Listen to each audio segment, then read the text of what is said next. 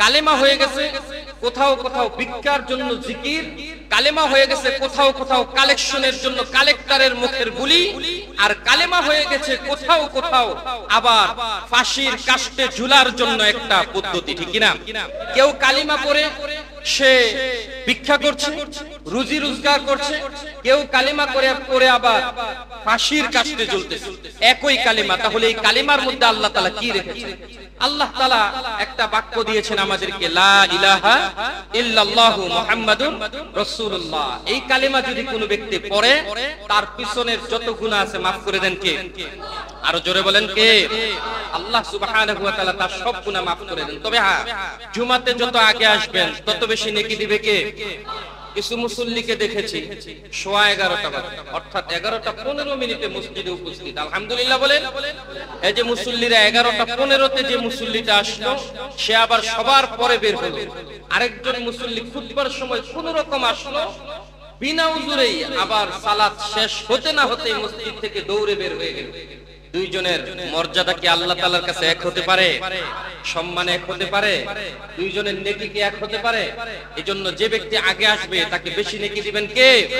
আল্লাহ সুবহানাহু ওয়া তাআলা। একজন সাহাবী ছিলেন, সাহাবী সব সময় এত মর্যাদাশীল সাহাবী, তিনি আল্লাহর রাসূলের খুব কাছের একজন সাহাবী, ঈমান আনয়ন করেছেন প্রথম সাহাবীদের সমপর্যায়ের সাহাবীদের সাথে।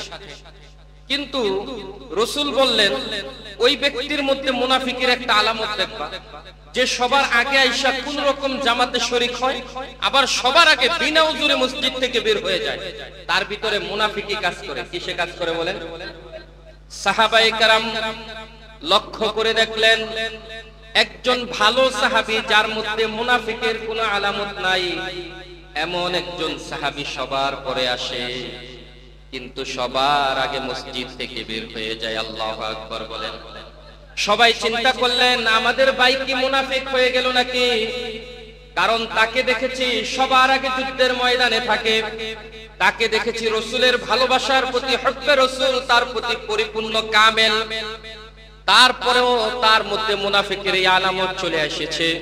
সকলে পেরেশানিতে পড়ে গেছে। বিষয়টা আল্লাহর রাসূলের কাছে জানানো হলো।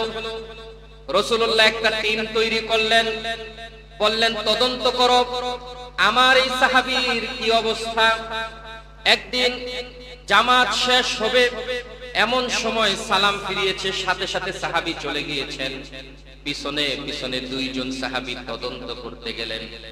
ঘরের ভিতর গিয়ে সালাম দিলেন, সাহাবীর ঘর থেকে সালামের জবাব আসলো, কিন্তু সাহাবী আসতে একটু দেরি করলেন। তিনি ভিতর থেকে আওয়াজ দিলেন, ভাই একটু অপেক্ষা করেন, আসছি।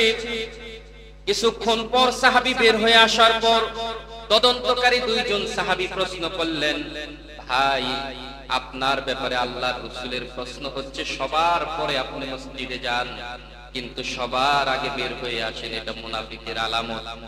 আপনি কি আবার মুনাফিক হয়ে গেলেন কিনা? সাহাবী তাদের কথা শুনে চোখ দিয়ে পানি ঝরঝর করে পড়তে লাগলো।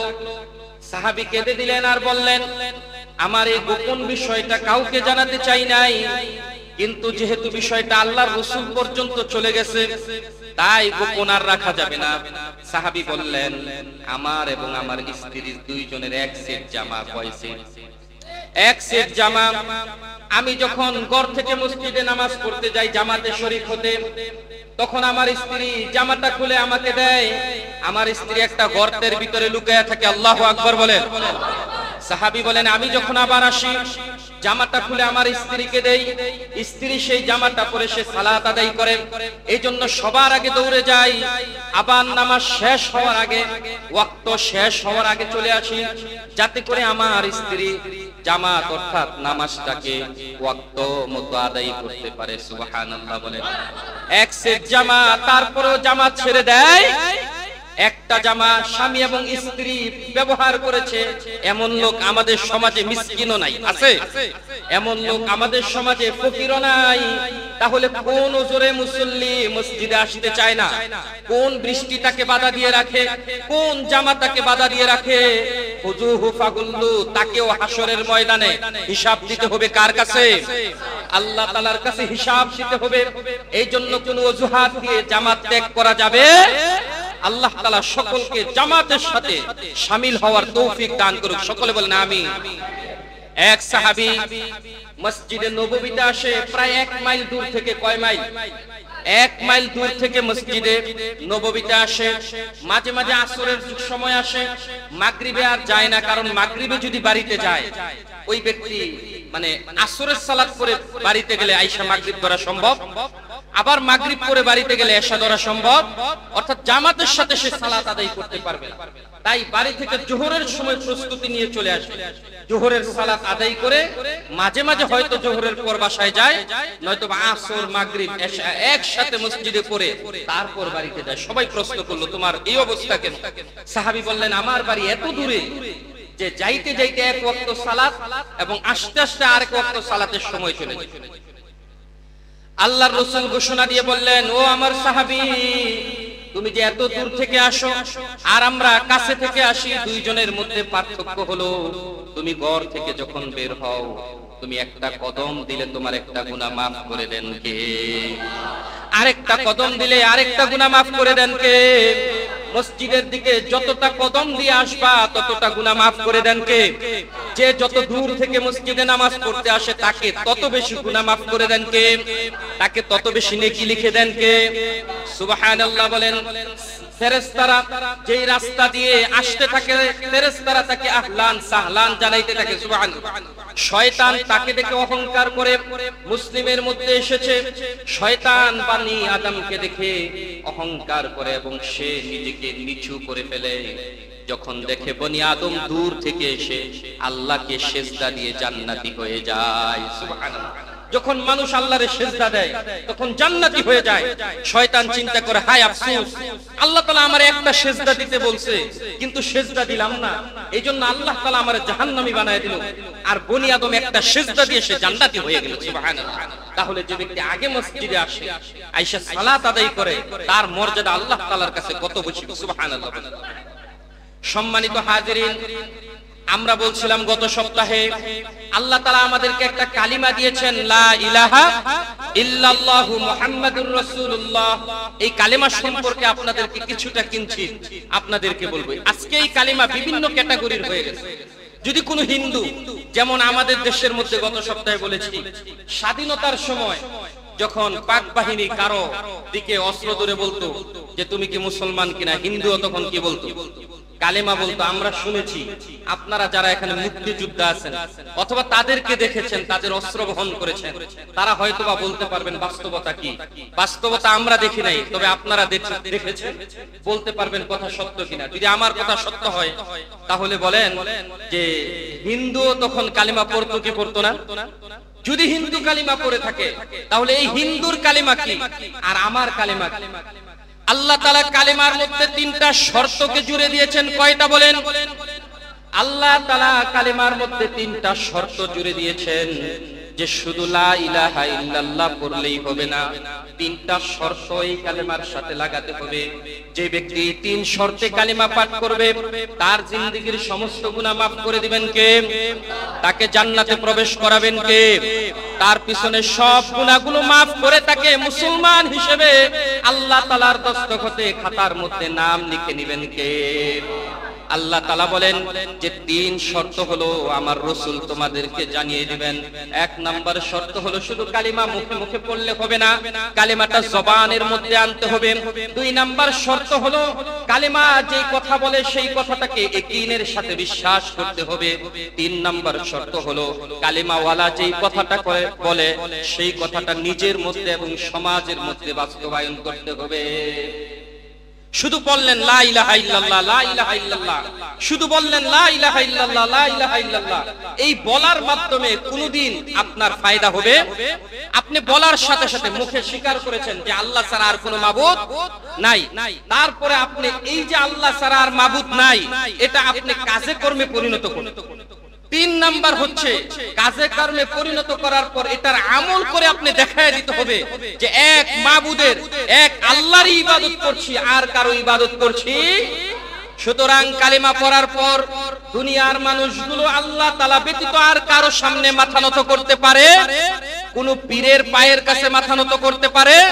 কোন মাজারের মধ্যে গিয়ে মাথা নত করতে পারে? কিন্তু আজকে শোরগোল উঠে যায়, যেই মাজারের মধ্যে গিয়ে মাথা নত করে সিজদা দেয়, ওই মাজারের বিরুদ্ধে কথা বললে আজকে ইমামের গলার মধ্যে ছুরি ধরা হয়। বলছিলাম 1 নাম্বার হলো লা ইলাহা ইল্লাল্লাহ, আল্লাহ তাআলা এই কালিমার মাধ্যমে যা বলেছেন সেটাকে মেনে নিতে হবে। 2 নাম্বার হলো আমল করে পরিণত করে দেখাতে হবে। এই লা ইলাহা ইল্লাল্লাহর এত পাওয়ার, আল্লাহ তাআলার কাছে এত পাওয়ার রয়েছে। প্রখ্যাত একজন সাহাবী আপনারা নাম শুনেছেন, দাহিয়াতুল কালবি একজন সাহাবী ছিলেন, যেই সাহাবীর সৌন্দর্যতা দেখে মদিনার অলি গলির নারীগুলো পাগল হয়ে যেত। সাহাবী মাঝে মাঝে তার চেহারাটা রুমাল দিয়ে ঢেকে তারপর রাস্তা দিয়া চলতো। সুবহানাল্লাহ বলেন। জিবরিল আমিন যতবার এসেছে অধিকাংশবার যার চেহারার আকৃতি নিয়ে আল্লাহর রাসূলের কাছে এসেছেন, ওই সাহাবীর নাম হচ্ছে দাহিয়াতুল কালবি। আল্লাহর রাসূল যখন মক্কায় এবং মদিনায় ইসলামের প্রচার করছেন, এমন সময় দাহিয়া কালবির কানের মধ্যে গেল যে একজন রাসূল এসেছে, তিনি নাকি ইসলামের দাওয়াত দেয়, তিনি নাকি একটা কালেমা পড়ায়, যেই কালেমা পড়লে সব গুনাহগুলো আল্লাহ মাফ করে দেয়। দাহিয়া কালবি দৌড়ে গেল, আল্লাহর রাসূলের দরবারে গিয়ে বললেন, ইয়া রাসূলুল্লাহ, ইয়া হাবিবাল্লাহ, আমি শুনেছি আপনি এমন এক মিশন নিয়ে এসেছেন, এমন এক কালিমা নিয়ে এসেছেন যেই কালিমা পাঠ করলে সব গুনাহ মাফ হয়ে যায়। আল্লাহর রাসূল বললেন, হা হা হা, সব গুনাহগুলো আল্লাহ তাআলা মাফ করে দেয়।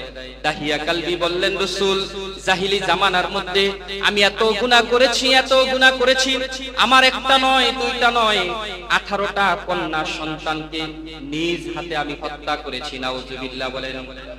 আল্লাহর রাসূল এই কন্যাগুলোকে যে হত্যা করেছি, এই গুনাহটাকে আল্লাহ তাআলা মাফ করে দিবেন।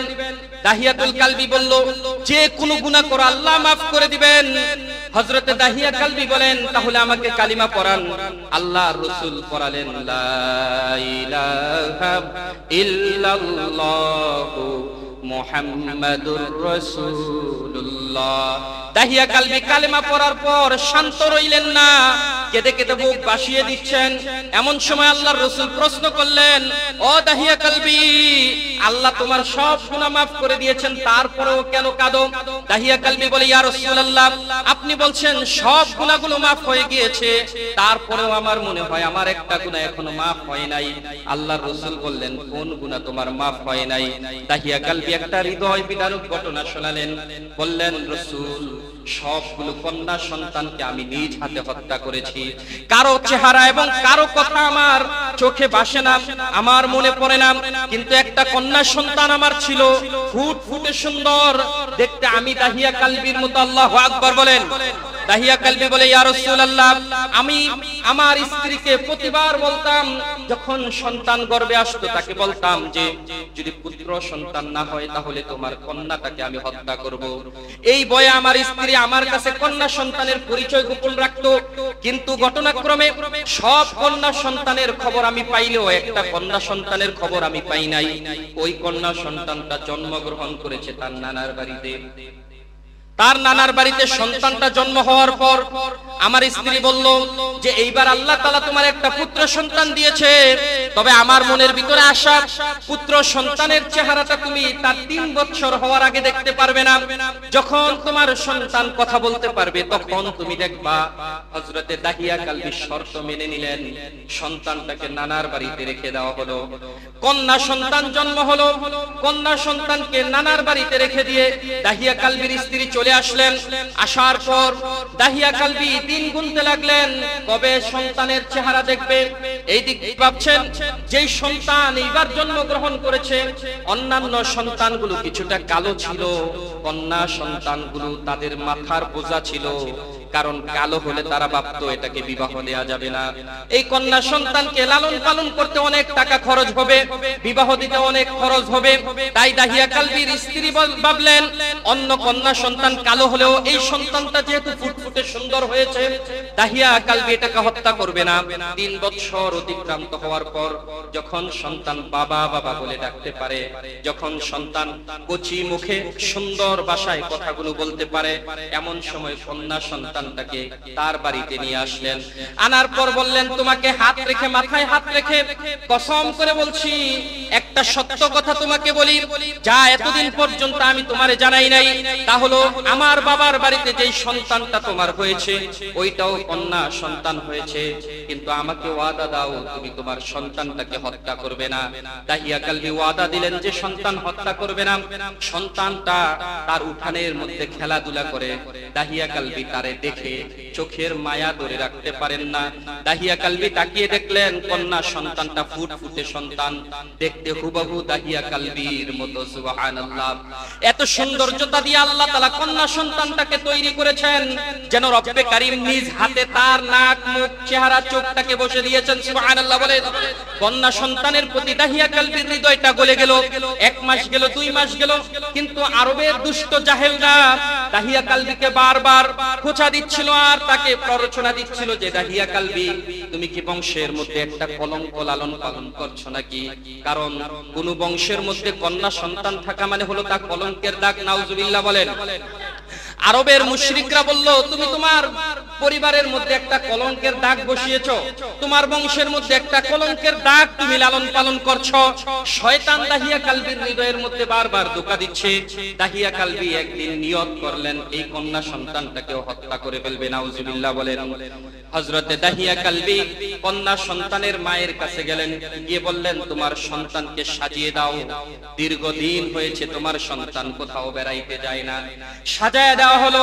সন্তানটাকে নিয়ে দাহিয়া কালবি বের হলেন। যাওয়ার পর দূর এক মরুভূমির পাহাড়ের মধ্যে গিয়ে যারা হজ বা উমরা করেছেন অনেকেই সেখানে সফরে গিয়েছেন যে দাহিয়া কালবি যেই খাম্বার মধ্যে ধরে, যেই খুঁটির মধ্যে ধরে তওবা করেছেন সেই খুঁটিও দেখেছেন। দাহিয়াতুল কালবি যেই পাহাড়ের নিম্ন স্তরের মধ্যে তার কন্যা সন্তানটাকে হত্যা করেছে, জীবিত পুঁতে রেখেছে, সেই জায়গাটাও আপনারা দেখেছেন।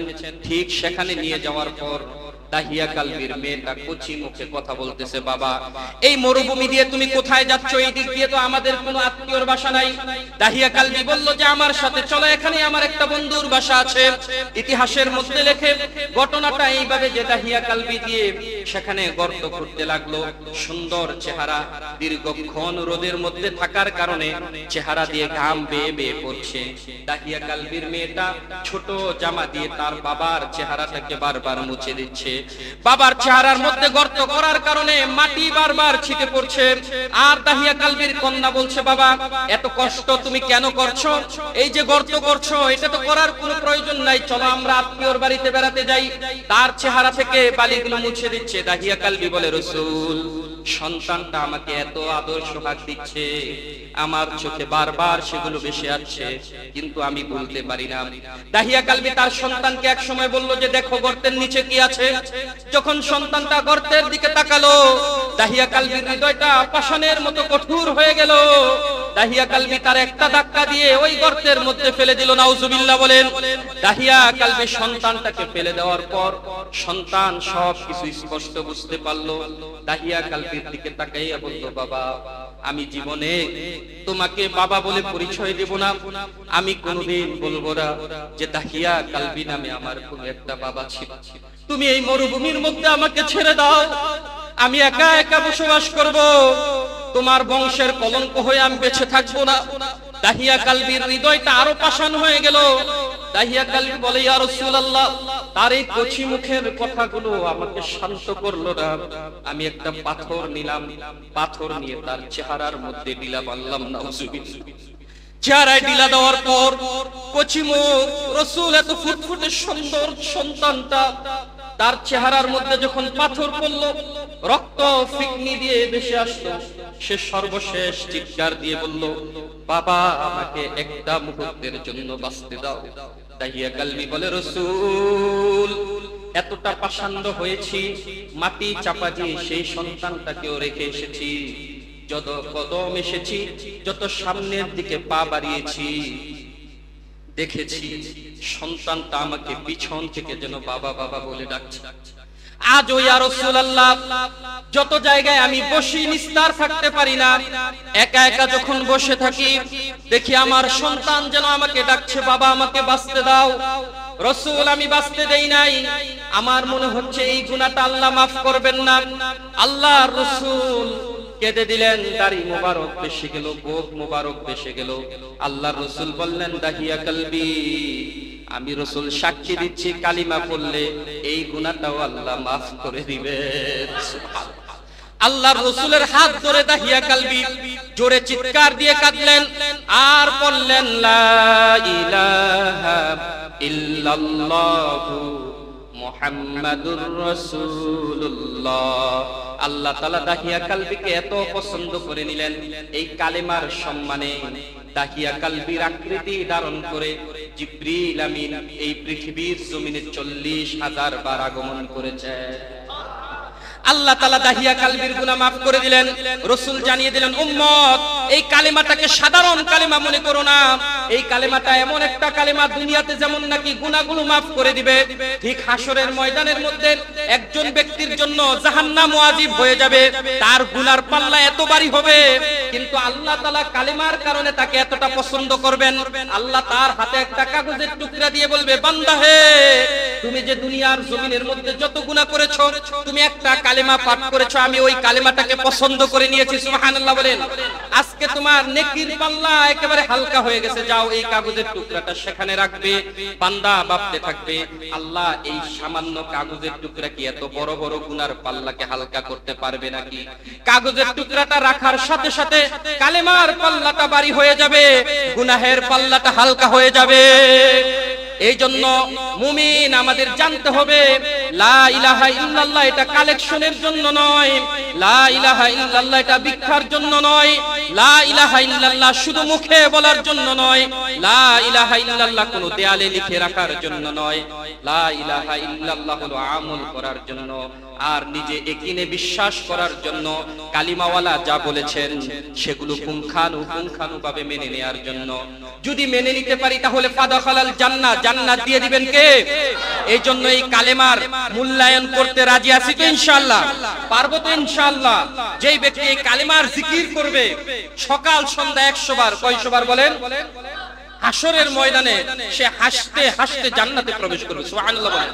এই কালেমাকে নিয়ে আজকে কত ফিতনা আমরা তৈরি করে রেখেছি।